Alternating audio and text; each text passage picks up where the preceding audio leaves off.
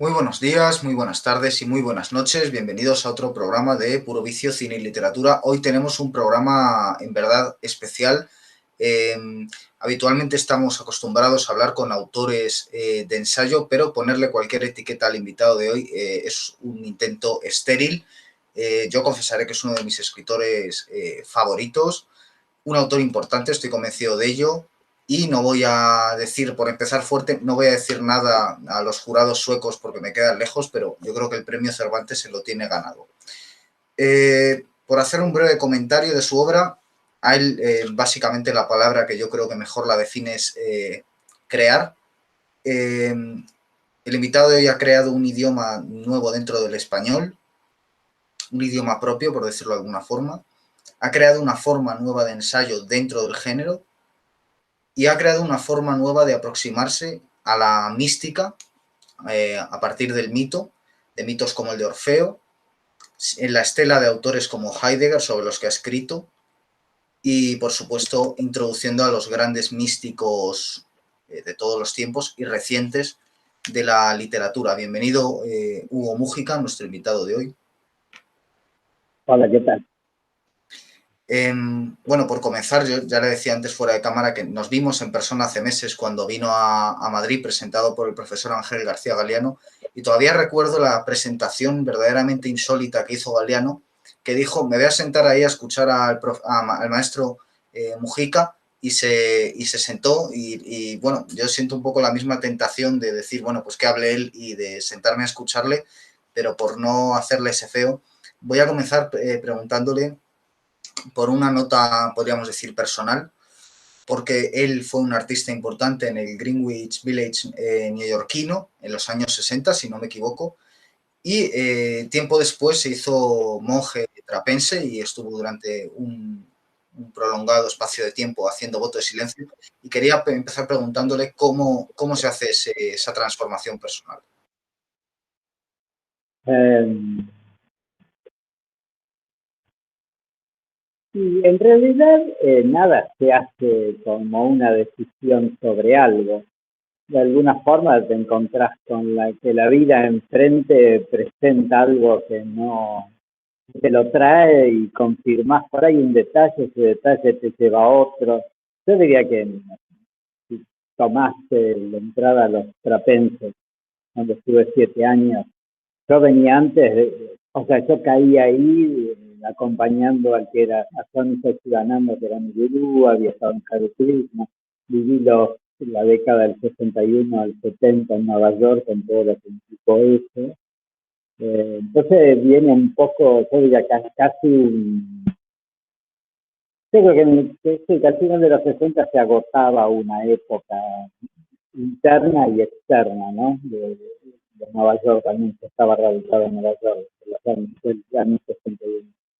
Y fue así como que viendo que se terminaba lo que había sido quizás una utopía, etcétera, y una búsqueda mía, y al final de los 60 se abrían como tres caminos. Volvías al sistema al cual yo no pertenecía, o morías en un pulmotor, porque todos veníamos de alguna forma de las drogas, o se abría yo llamaría lo que va a hacer la forma mística, ¿no?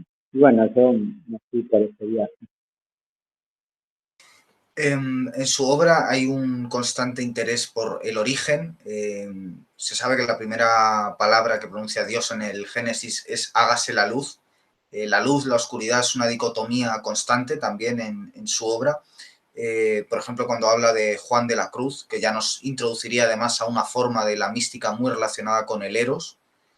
Y yo quisiera preguntarle por un poco su postura de, yo diría, heterodoxia como sacerdote, en el sentido de que no se ampara detrás de lo que podría, de la teología, sino que se abre a otras formas de espiritualidad que no van por esa vía.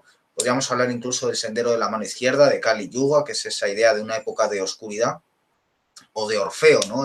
Que como usted dice precisamente en uno de sus ensayos, es aquel que desciende de la luz a la oscuridad. ¿Por qué el ser humano siente esa atracción hacia esa metáfora de oscuridad y de luz que es una constante en su obra?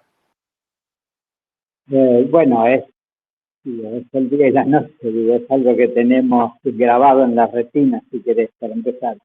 Pero yo lo que me corro de, tú lo dijiste, de la dicotomía luz-sombra. Para mí no hay dicotomía. Las dos son lo mismo, ¿no? Como silencio y palabra, para mí no es una dicotomía.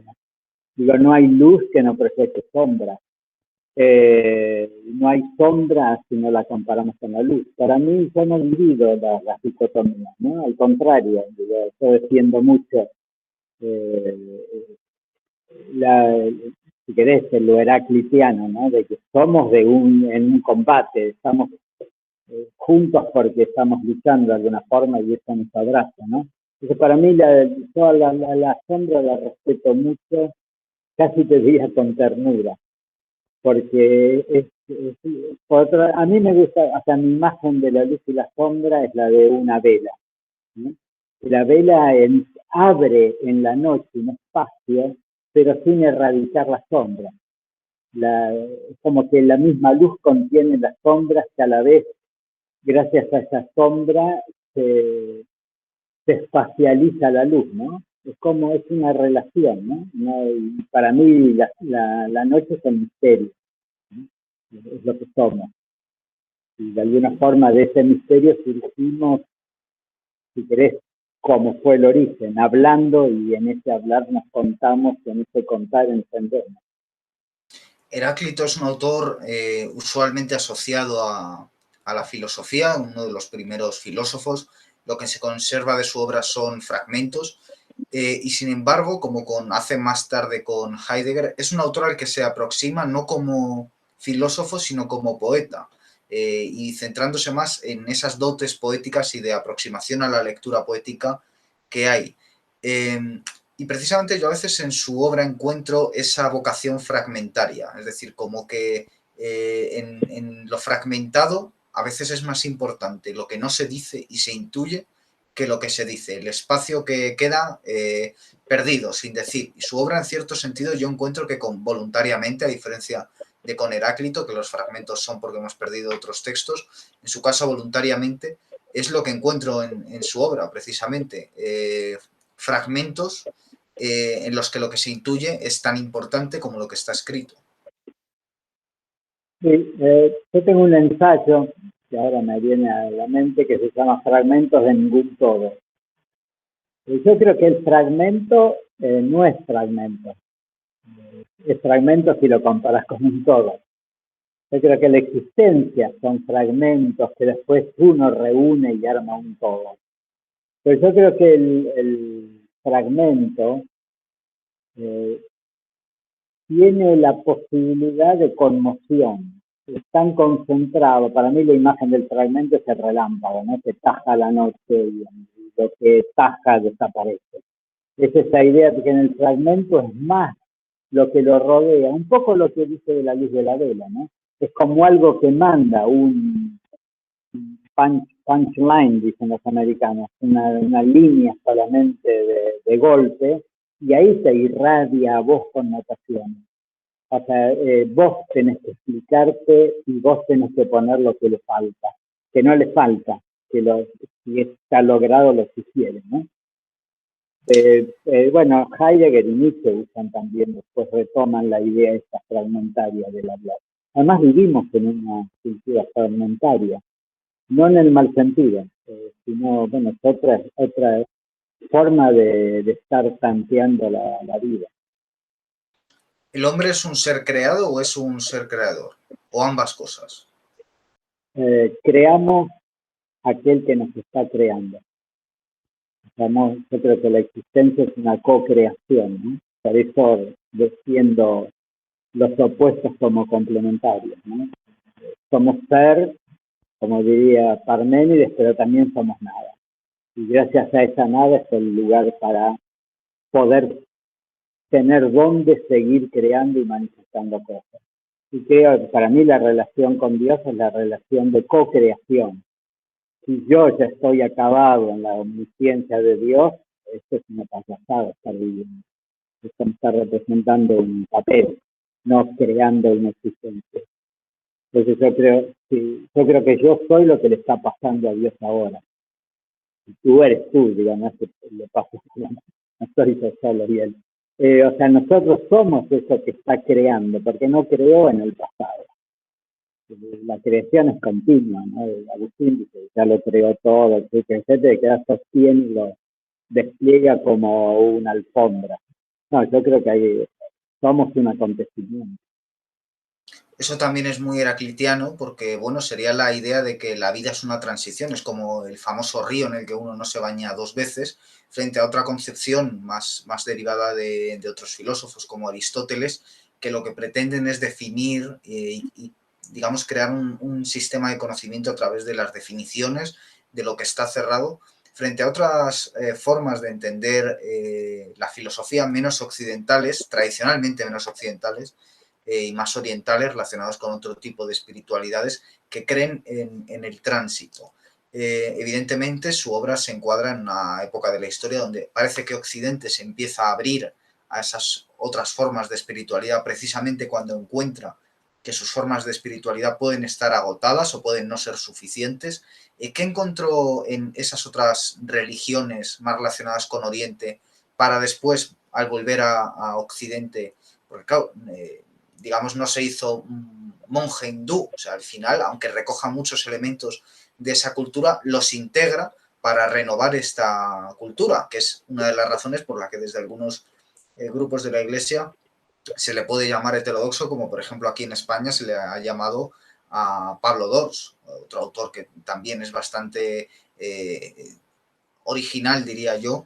¿Y qué encontró en esas otras religiones? Bueno, yo no venía, o sea, encontré la religión, si querés, para decirlo. Yo vengo de raigambre anarquista, sindicalista. Yo fui obrero cuando era chico en una fábrica, y mis padres. Digo, y el mundo mío era el mundo anarquista. Pero a través de las religiones orientales fue que tuve un acercamiento a lo religioso, ¿no? Sería difícil porque vos hablas como en pasado. Yo no tengo una concepción que hay cosas que quedaron atrás, sino cosas que ya soy. Entonces todo eso es lo que me configura a mí, ¿no? Yo no dejo cosas de lado por otras, sino que se fue configurando en mí este acercamiento, yo diría que de casualidad, por decirlo de una forma, si querés, legalmente por providencia. Pero yo fui al monasterio de Trapense porque yo vivía con un gurú, Swami Satchidananda, que me lo había presentado a Lenguín porque lo iba a buscar a Inglaterra.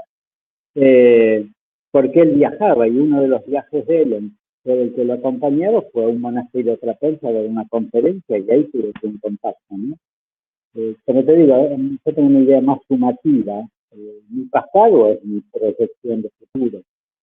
Entonces yo sigo siendo todo eso. Yo creo que todo Oriente tiene, por empezar, una relación con el cuerpo, que todo Occidente no tiene. Y todo eso que vos decías de aristotélico, etc. Todo Occidente fue una guerra sin cuartel contra el tiempo. La idea de los hijos, de la distancia, de lo uno. Y pensar que el instinto es como el libro de los cambios. En Oriente el mundo fluye. Y acá tratamos de detenerlo, suerte que en la modernidad y un poco antes ya se rompió el parámetro de lo uno y ahora un poco el tiempo fluye, ¿no? Por ahora nos arrastra porque no sabemos cómo lidiar con casi esa novedad, que era que el mundo gira. Pero es raro porque pensé que el cristianismo, toda la espiritualidad cristiana es neoplatónica. Si vos agarrás el Nuevo Testamento, el Antiguo Testamento, no hay concepción de cuerpo humano en el sentido de que como ellos que tienen interioridad y chakras, etcétera. No hay, o sea, el yoga entra al espíritu a través del cuerpo. Nuestra idea es negar al cuerpo para tener espíritu. O sea, yo creo que hay todo un mundo que nosotros no investigamos por la herencia que tomamos, ¿verdad? El platonismo a través de Agustín. Entonces yo creo que todo eso es una riqueza. El tiempo, entonces, la forma de verlo occidental, en esa guerra contra el tiempo, es inevitablemente de dolor frente al paso del tiempo, ¿no? Que es algo que no se encuentra en otro tipo de civilizaciones. No, Y fue una guerra de negación, ¿no? O sea, es muy loco, nosotros negábamos la vida en nombre de la vida eterna. Eso es lo que el gran reclamo que hacen Nietzsche, ¿no? Lo desvalorizamos, eso, o sea, esto era un valle de lágrimas, había que pasarlo rápido porque... Y la problemática es esa, yo creo que la problemática, a mí me parece alucinante Amor Fati de Nietzsche, ¿no?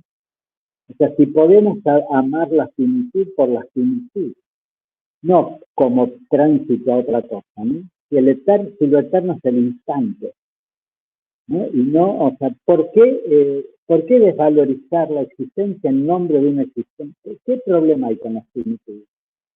¿Qué pasa si no fuésemos eternos? Sí, entonces se volvería eternidad la finitud, porque no tiene otra comparación, ¿no? A mí me parece que la gran problemática es eso que armó Occidente, que niega el cuerpo en nombre del alma, niega el tiempo en nombre de la eternidad. Venimos de una negación muy dura, que se nos pedía no estar, ¿no? Ya empieza con Platón, ¿no? El mundo y lo real es en otro lado, eso es una payasada.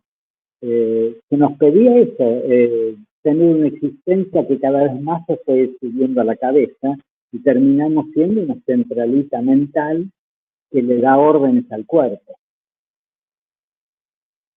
Y el yo occidental entonces supondría un problema, ¿no? Porque el yo occidental cree que el ego, el yo, es algo fijo, que se puede definir, que tiene una serie de características invariables, y evidentemente todo aquello del mundo, del tiempo, que lo varía, es visto como un ataque, no como una forma de constituir precisamente el yo. ¿Cómo podemos, de hecho buena parte de los problemas anímicos que se dan todavía a día de hoy en Occidente vienen derivados de esa concepción del yo errónea? ¿Cómo podemos corregirla?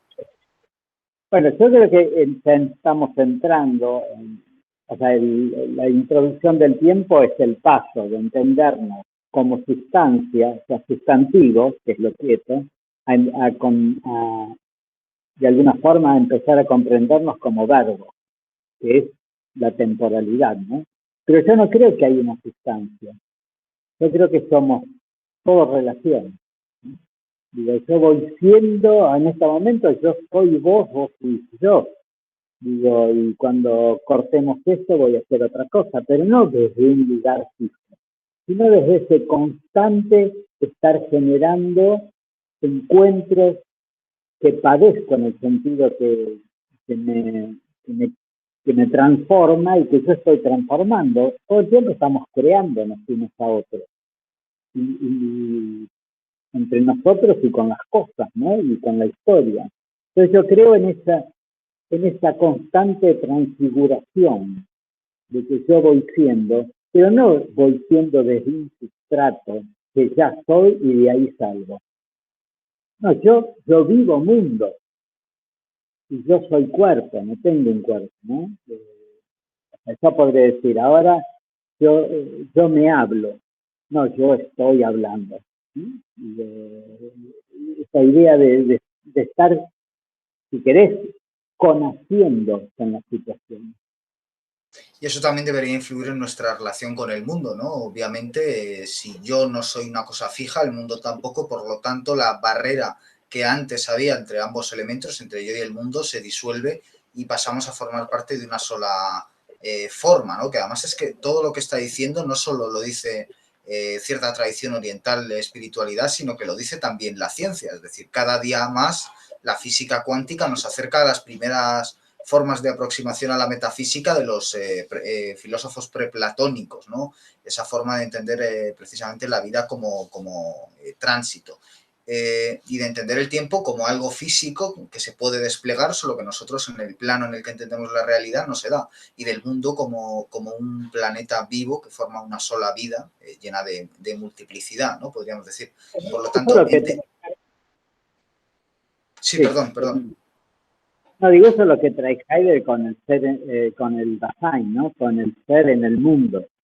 O sea, no hay un mundo por un lado y otro por otro. Yo vivo mundo. No hay una forma de vivir fuera de las circunstancias, ¿no? Entonces, retomar todo eso también. Sí, acá empieza a estar presente, al menos en el mundo de las ideas, ¿no? De ahí que aterrice es un gran riesgo, porque siempre hay alguien que lo agarra en el camino y se lo lleva para su corral, ¿no? Su último ensayo se llama Dionisio, Eros creador y mística pagana. Antes sus ensayos se recogieron en estos dos volúmenes de la editorial Vaso Roto. Este último no está ahí recogido. Quisiera preguntarle por ambos conceptos, tanto por el de lo dionisiaco, que obviamente es un valor que se encuentra precisamente en la antigüedad clásica y que retomaría en la modernidad, entre otros Nietzsche, haciendo esa cuando anuncia la muerte de Dios, que lo anuncia no como algo deprimente, sino como un anuncio jovial, que debe llenarnos de jovialidad y que debe convertir la existencia, diríamos, en una especie de danza dionisíaca con unos valores opuestos a los apolíneos. Y por otro lado, por este término de mística, que viene de místicos, que significa cerrar los labios, y quería preguntarle en ese sentido, ya no solo por el silencio, por el callar, sino por una actitud en la que usted casi hace más hincapié y que viene sin duda ligada a ese silencio, y ya hemos dicho antes que usted estuvo en un periodo de silencio profundo, que es la de escucha, la de escuchar, la de estar a la escucha. Quisiera preguntarle entonces por esos dos conceptos, por el de lo dionisiaco y por el de lo místico. Sí, Dioniso es Dioniso. Primero dijiste Dioniso, después te corregiste, pero es Dioniso ahora al menos. Y otra cosa, son 3 volúmenes, no 2, los de la obra que nos hace. Dioniso es la posibilidad, medio lo que expresé, de ser todo relación, ¿no? Dioniso pensó que es la máscara, pero la máscara que no oculta un rostro auténtico detrás, ¿no? O sea, no hay una sustancia rostro, hay un constante cambiar de roles. Y llevado, digamos, a la celebración de eso, es la danza de Dioniso. No es una pérdida, no perdimos la sustancia, ganamos la relación, por decirlo así, ¿no? Y mística pagana se llama, ¿no? Para empezar, lo pagano nosotros lo tomamos como un no creyente, o sea, nosotros lo entendemos desde el poder de nuestra conceptualización religiosa. Lo pagano quiere decir simplemente lo paisano, ¿no? O sea, hay que tener en cuenta que Dios creó el mundo, no la religión.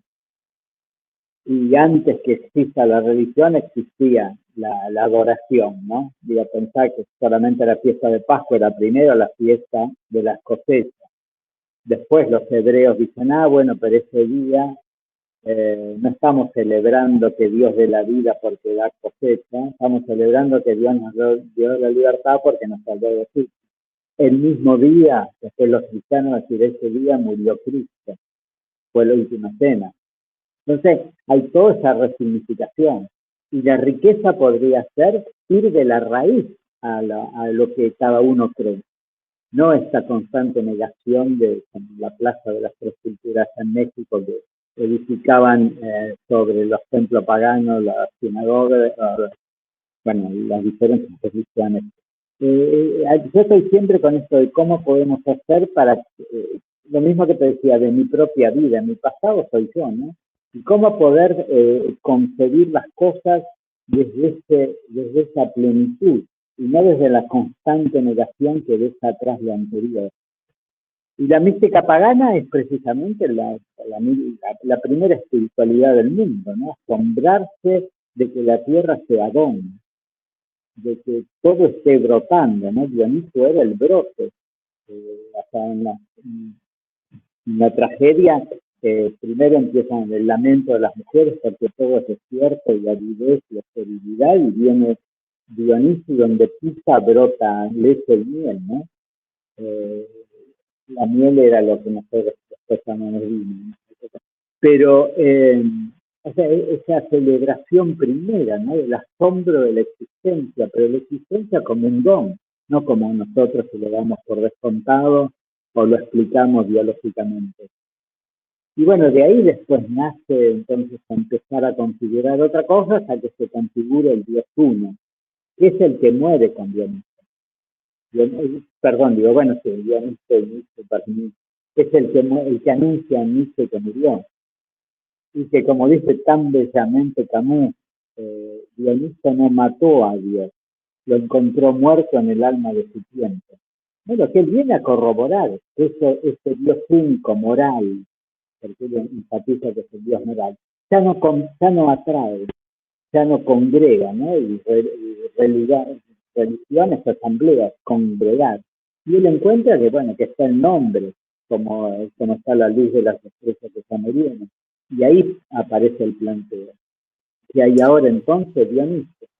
O sea, nos queda la posibilidad, ¿no? Porque hay un mismo reactivo, que entonces, digamos, se deprime, por así decirlo, y otro que celebra el espacio abierto que ahora hay, ¿no? Si no hay Dios, puede haber dioses. Y para Nietzsche es ganar, no perder. Es haber salido del parámetro del uno, ese es el gran cambio de Occidente.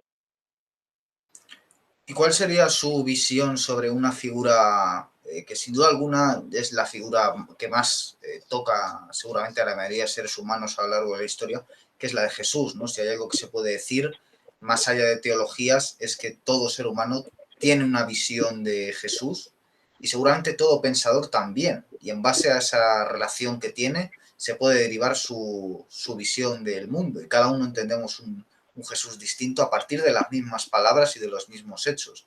Y me interesaría saber cuál es su visión de este personaje histórico, al que algunos creen hijo de Dios, al que otros creen sencillamente un profeta, otros un ser humano extraordinario y otros un mito. ¿Cuál es su acercamiento a Jesús?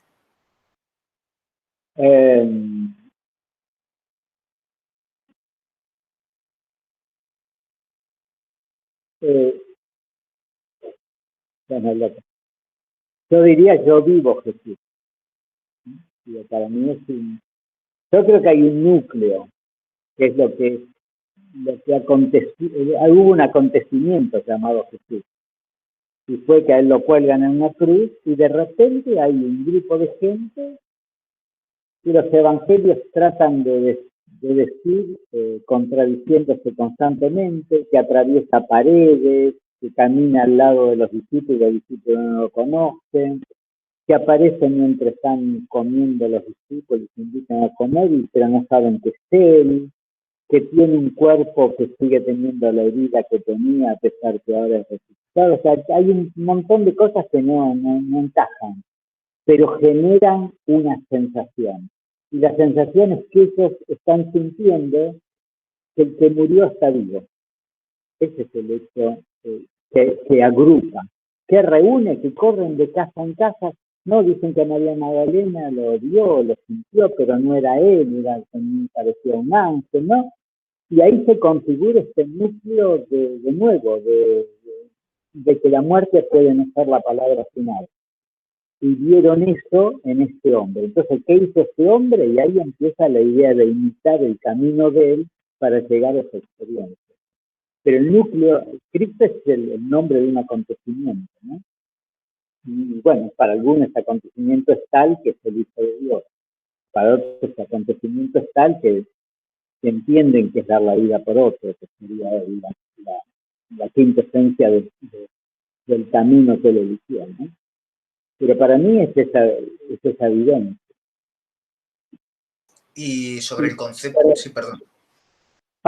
Me quedó picando la escucha. Pero, sí, para mí la palabra escucha es clave, porque si me han preguntado mil veces qué fueron esos 7 años de silencio. Yo digo, aprender a escuchar.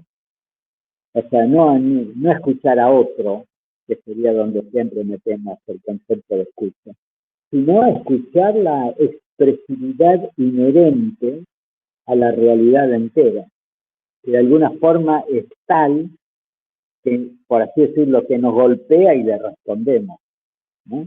Pero darme cuenta que todo está llamando a ser dicho. Es como que buscarían la expresividad nuestra para humanizarse, ¿no? Sin ponernos eso en... O sea, cuando yo voy a una exposición de cuadro, camino, miro un cuadro y me acerco. Bueno, podría decir que me llamó ese cuadro, y no los otros. Y puedo decir qué lindo color. Bueno, eso me lo hizo decir, ¿no? Entonces, bueno, ese juego, la escucha como la afectación que me hace a mí hablar. Y la escucha siempre me precedía, ¿no? O sea, cuando nací, o sea, pensé que yo cuando nací, a diferencia de lo que dice Aristóteles, yo no era un animal del habla, era un animal de la escucha. El habla me lo dio después la comunidad a mí, me vino de afuera y me lo dieron como forma de acogerme.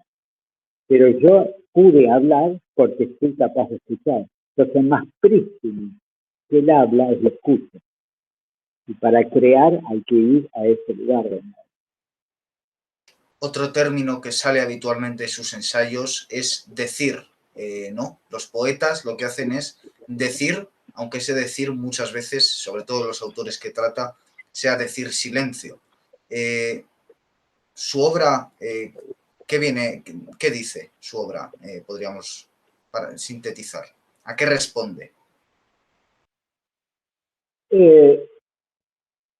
Yo creo que responde a lo que acabo de responder antes, a que yo encuentro que la realidad es expresión, si querés, casi diría mística, no vista. Hay el mito de Hesíodo, de la creación, dice que Hesíodo crea, no, Hesíodo no, Zeus crea el mundo. Entonces lo termina, lo mira, le parece bárbaro y llama a los otros muchachos, a los otros dioses, vengan, miren mi obra. Entonces todos miran y está muy bien, dice, pero falta algo. Y le dice, Zeus, medio ofendido, ¿qué falta? Dice, una voz que lo cante, que lo celebre. Entonces ahí Zeus crea a las musas. Ahora, curiosamente, las musas, dice, no hablan, no citan. Es como un rumor que mandan. Y alguien lo escucha ese rumor y es el que lo canta, ¿no? Y ese sería el poeta. Entonces yo creo que la cosa es cómo escuchar ese rumor, ¿no? Entonces, yo diría que mi obra es lo que escucho. Yo tengo un poema que digo algo así como, bueno, lo paso fuera del poema, yo soy lo que escucho, o sea, yo digo lo que escucho que la vida me dice a mí de lo que aprende de sí misma viviéndome. O sea, cada uno es un lugar privilegiado y único e instante de la vida. Bueno, poder escuchar eso y decirlo, eso nos conecta con la vida de todos los demás. Antes que la vida de todos los demás se configure en un proyecto que son las que nos separan, ¿no? Su forma de hacer ensayo a mí siempre me ha cautivado. Cualquiera que coja un libro de ensayo suyo y lo abra lo confundirá con un libro de poesía. Pero en cuanto empieza uno a leerlo entiende la diferencia entre sus poemas y sus ensayos, que es, en mi opinión, que sus poemas, sus ensayos, nacen de una labor de lectura. Y podríamos decir que usted como ensayista es un lector. Y sus ensayos son anotaciones a esas lecturas y son además anotaciones poéticas, o sea, son creaciones propias. Y su obra poética, a mí, precisamente, lo que me crea la paradoja es que su obra poética es un ejercicio de pensamiento propio, que es incluso más independiente que sus ensayos. Podríamos decir que el ensayista es un lector y que el poeta es un pensador. Y en este sentido, el poeta, ¿cómo piensa la realidad de forma alternativa al filósofo, por ejemplo? Yo no me considero un filósofo, estudié filosofía, pero me considero un pensador, alguien que piensa, ¿no? Porque filósofo ya es todo una academia, etcétera, una cátedra. Yo te cuento, cuando escribí no el primer libro, sino el primer libro que empezó a romper las barreras del lenguaje, ¿no? Para mí, o sea, que ensayo es una cosa, filosofía es otra, poesía es otra, fue el libro Flecha en la Niebla. Yo había estudiado 8 años de antropología filosófica, por lo tanto quería escribir un libro de antropología. Yo empecé a escribir, obviamente tenía más o menos los criterios formados en mi cabeza o aprendidos. Y a medida que escribía me percaté que lo que estaba diciendo lo tenía dicho en forma intuitiva, diría yo, en la poesía, en mi poesía. Y empecé a tener la idea, cosa que hice, de poner en otra columna versos, no poemas enteros, a veces sí, a veces no, que decían relación a eso. Y me salió una tercera voz que hablaba entre ellos. Bueno, el libro está configurado así, como, yo diría como a 3 columnas. Y desde ahí en adelante el lenguaje para mí deja de ser texto o poesía, etc. O sea, yo tengo libros como Lo Naciente, Pensando el Acto Creador, que aparecen en todos lados como libros míos de poesía. Y para mí es un ensayo. Yo creo que lo básico es que en un ensayo yo tengo un propósito. Y en la poesía no. La poesía es absolutamente, se impone, ¿no? No sé, no es que se impone, que aparece, pero que yo no sé dónde voy a parar. Ahora te diré, por ejemplo, en mi último ensayo en Dioniso, yo tampoco sabía dónde iba a parar. Y ya me pasa cuando doy clases, o ya me pasa en el libro nuevo que voy a publicar, que es sobre Heidegger y los sentimientos. Que en un momento también, o sea, yo cada vez voy más atrás del lenguaje, ¿no? Voy siguiendo, por así decirlo, el proceso que las palabras me van llevando. Yo tengo un amigo que está en la central ahí de Madrid. Él dice, cuando llega un libro de Hugo Mujica hay una reunión a ver en qué estante los ponemos. Pero yo creo que también eso, así como decía que somos una cultura fragmentada, somos una cultura que ha perdido también los límites, en el mejor de los sentidos, ¿no? Que ahora son fluidos los límites, no es que esta tal obra es así, tal otra. Sin obra hasta ni sexo tampoco. Me refiero, es muy loco toda esta configuración de límites que se imbrican. Eso me parece también que entra en la fluidez de un tiempo que es devenir, ¿no? Por ahí va. Pero creo que lo básico es eso. Cuando escribo un ensayo yo tengo un tema. Cuando escribo una poesía no tengo la mínima idea. Hay un profesor en la universidad que dice que distingue varios tipos de amor, bueno, ya está jubilado, en Garrido. Uno es el ágape, que él define como qué bueno que exista, que existas. Otro es filia, que es qué bueno que existas conmigo. Y el otro es eros, que es qué bueno que existas para mí.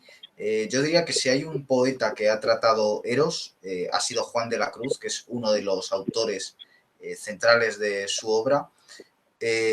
Y al mismo tiempo uno de los mitos centrales de su obra es Orfeo, que es alguien cuya concepción del eros es a través de la ausencia de su amada, por la cual desciende a la oscuridad. ¿Cuál es el nexo que uniría a estos dos, a este poeta y a este personaje mitológico? Aunque bueno, también se ha especulado sobre si pudo existir o no un personaje similar en el que se pudiera basar, pero en cualquier caso, ¿cuál sería la relación entre estas dos concepciones de Eros, la de Juan de la Cruz, la de salir en la noche a buscar al amado y transformarse en él, y al mismo tiempo el de bajar, descender, el descenso ad ínferos y buscar a la amada para extraerla? De nuevo, te diría que yo no soy tan tajante como vos, en el sentido de hacer tajos en divisiones. Pensé en el mito o sea, en el banquete de Platón, donde se sientan ahí a dialogar sobre qué es el Eros, todos muchachos, todos tomando mucho vino, todo muy macho, todo, a pesar que hablan del amor gay, pero digo, en ese tiempo era otra cosa. Y de repente Sócrates, que es para quien está hecho el banquete, porque el único que le importa a Platón es decirse en nombre de Sócrates. Y Sócrates dice ahí algo loquísimo. Quizás yo no sé lo que es, pero una mujer me contó, se atrae una mujer al banquete. Entonces, Platón nos dice lo que dice Sócrates. Que Sócrates dice que dijo Diótima, que Diótima dice que hay un mito.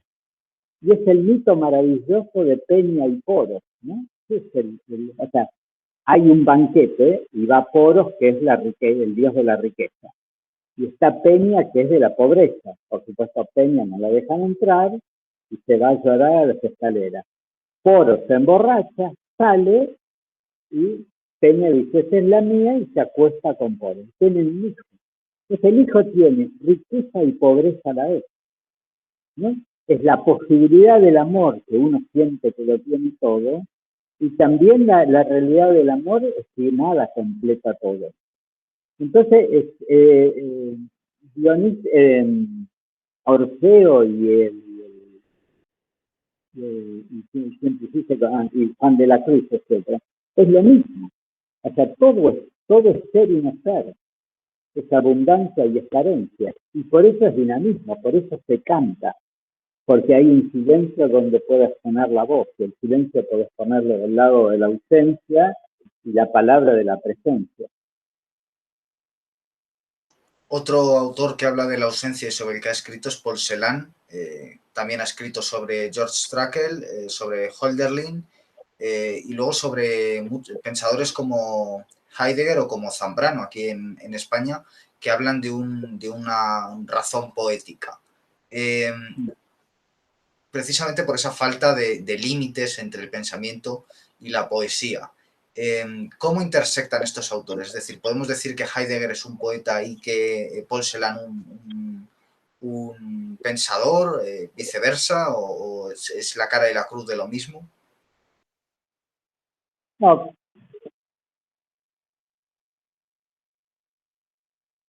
sé cómo clasificar a Paul Celan. Obviamente es un poeta tan singular que es difícil compararlo, ¿no? Paul Celan es una herida que atraviesa toda una obra.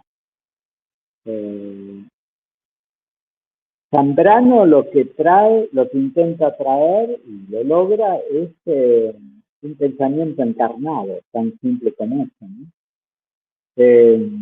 Y Heidegger, Nietzsche, etcétera, pertenecen al romanticismo. Es la idea de nuevo, la idea es de hacer de la filosofía una obra, o sea, un arte. O sea, Nietzsche escribe novelas. Bueno, ya la había escrito Hegel, nadie puede tomar en serio este novelón maravilloso, pero novelón que es ese espíritu atravesando las épocas y sintetizando y nosotros y terminando como él sentado en la cátedra de Berlín. Pero yo creo que lo importante es eso, que la filosofía se movió, el pensamiento se movió a relacionarse en un momento donde la filosofía quería demostrar su valor volviéndose científica, y el psicoanálisis, todo, ¿no? Hacia la legalidad ahora es arrimarse a la ciencia que era la positividad, que era la aduana donde uno recibía el reconocimiento, ¿no? Y estos autores como Nietzsche, Heidegger, etcétera, se mueven, no, vayamos a otro lado.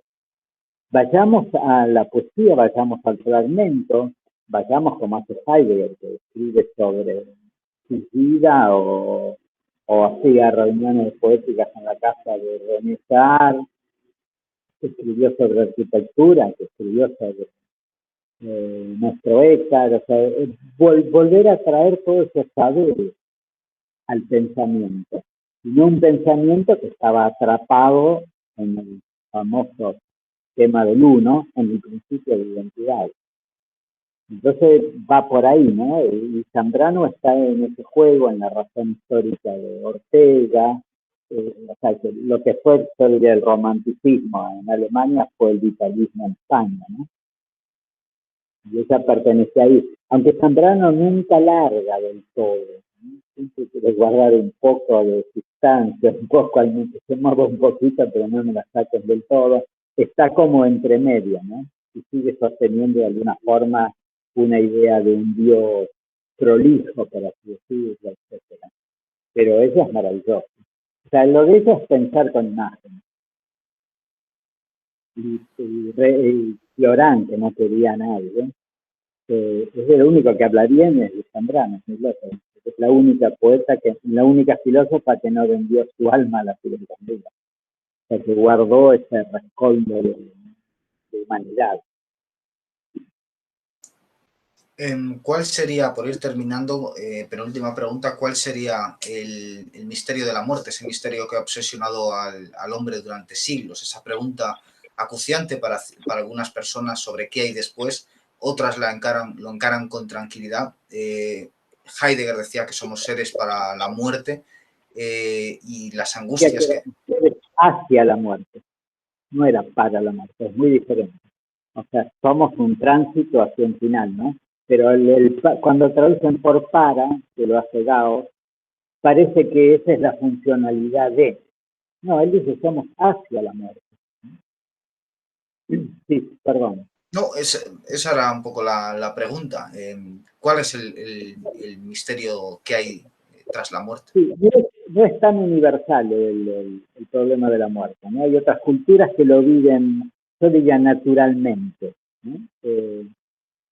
Hay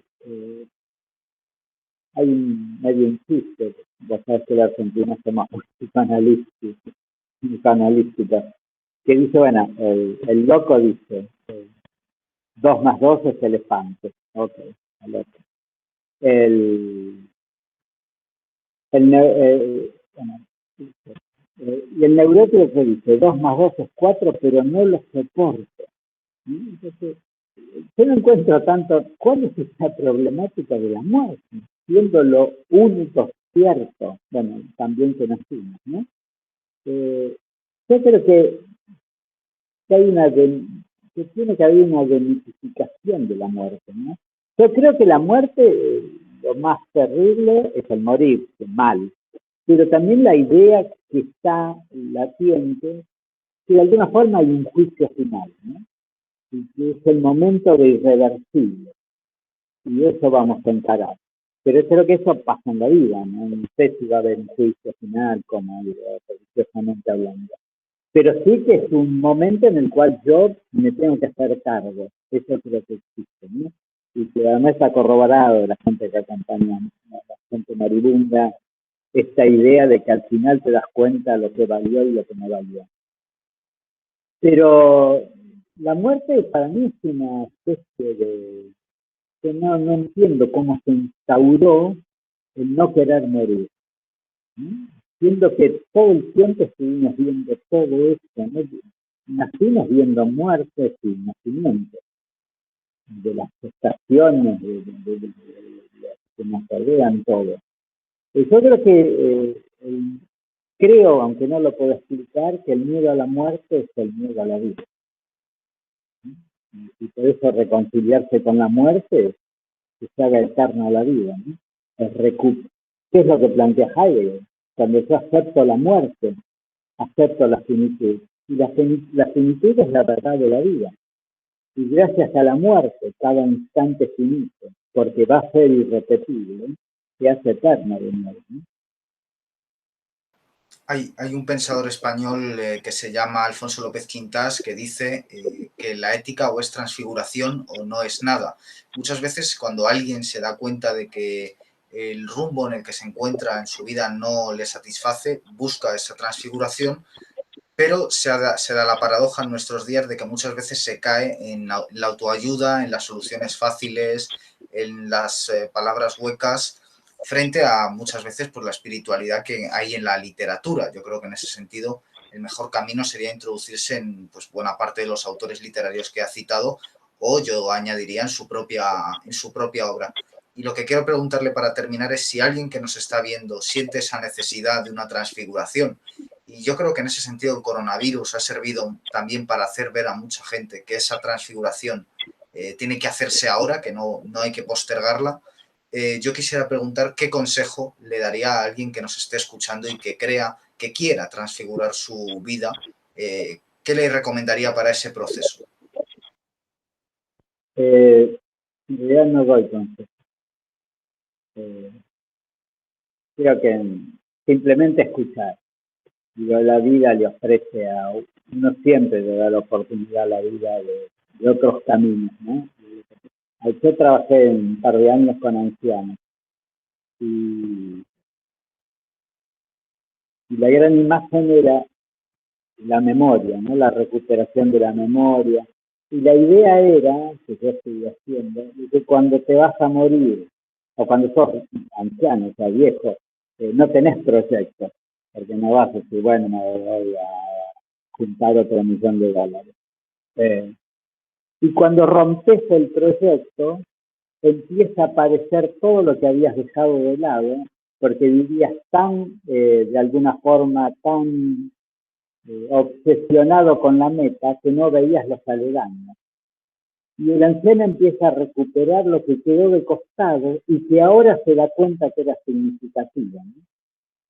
Entonces, digo, también yo creo que un poco la idea del coronavirus es que nos puso ante la evidencia de la finitud de la existencia.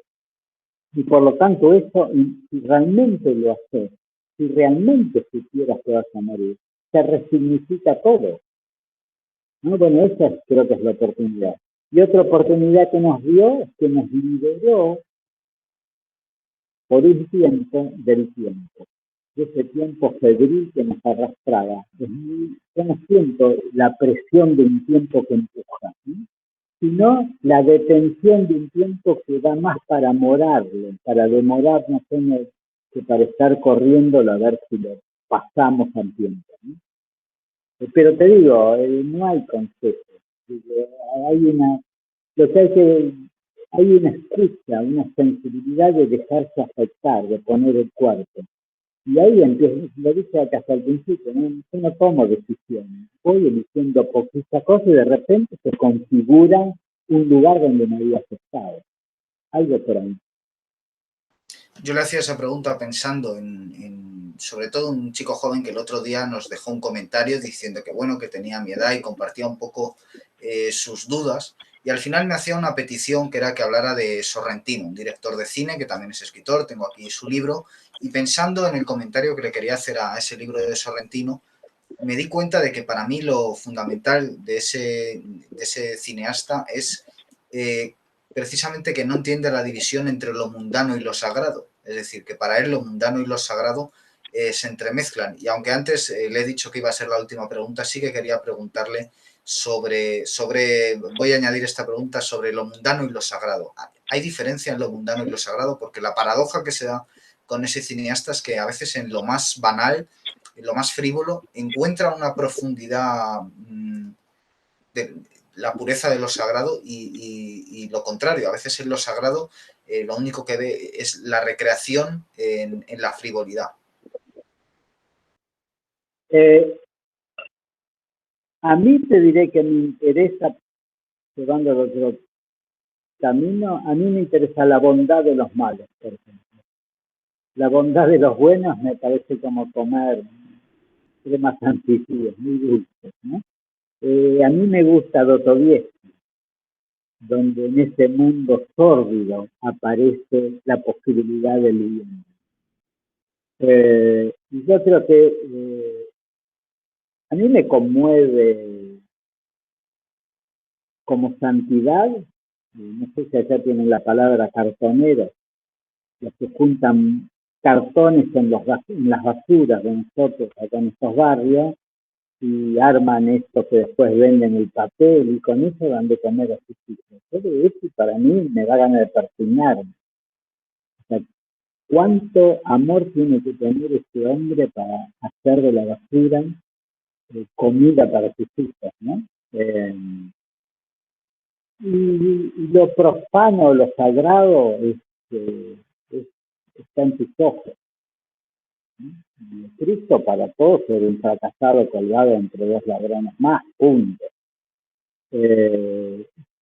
Todo es una interpretación, todo. No hay no hay un patrón oro con el cual corroborar qué es sagrado y qué es profano. Hay mucha gente que en medio de la sacralidad es erótica, en el peor de los sentidos. Y hay gente que quizás hay una historia hindú se dice que hay un cantón que vive en un lado y enfrente vive una prostituta. Él se pasa todo el tiempo en la ventana, de alguna forma maldiciendo a esta mujer que lleva al pecado de toda esa gente que entra. Y de repente mueren los dos, muere él, y se va al cielo y él dice, no, no puedes entrar, es un pecador. Y ve que está la prostituta, y ella dice, no, ella todo el tiempo rezaba a Dios, pidiendo perdón por lo que hacía. Y vos todo el tiempo estuviste maldiciendo a esta mujer, ¿no? Entonces no sé dónde está. Pero yo que soy definitivamente, es una percepción, lo sagrado, el brillo de las cosas, ¿no? El brillo de las cosas puede estar en la mayor opacidad. Quizás por eso yo no separo desde entrada, dice la sombra de la luz, ¿no? Es un misterio por donde está pasando lo sagrado, ¿no? Y en cristianismo precisamente es, si querés, el lugar donde lo profano encontró, o sea, el lugar donde hasta todo Dios de alguna forma fue un Dios. Nosotros seríamos otro Dios. Y ahí aparece el lugar donde ningún Dios se había ocupado. Es el lugar del fracaso y el lugar del dolor. Y no elige otra cosa como que después en los tiempos le hicimos rey del universo y lo inflamos, ¿no? Lo volvimos a poner en el lugar del poder. No, su vida fue lo de la cotidianidad, la debilidad y el fracaso. Pues aunque no hay nada más banal que los premios, yo de verdad creo que me gustaría que le dieran el premio Cervantes a Hugo Mujica. Creo que sería bueno para el premio Cervantes, no para Hugo Mujica. Aquí quedan recomendados los 2 tomos de ensayo. Falta el de poesía, porque no sé por qué es más difícil de encontrar. Los 2 tomos de ensayo y también de narrativa editados en Vaso Roto. Ya hemos hablado de su último ensayo antes. Y su último poemario editado en Visor es A las estrellas, lo inmenso. Hugo Mujica, ha sido un honor tenerle aquí. De verdad que toda la admiración del mundo por su obra. Me parece que de verdad ha creado un idioma propio dentro del español. Y no sé si quiere decir algo más antes de terminar. No, solo agradecerte de verdad por la oportunidad que me das y porque me gusta tu programa, que a veces lo he mirado. Y además me gusta tu pasión, porque tienes pasión por lo que haces, que no es poco. No, gracias a todos. Pues volvemos pronto con más programas. Gracias por el programa a los espectadores y gracias a Hugo Mujica por estar aquí. Hasta pronto.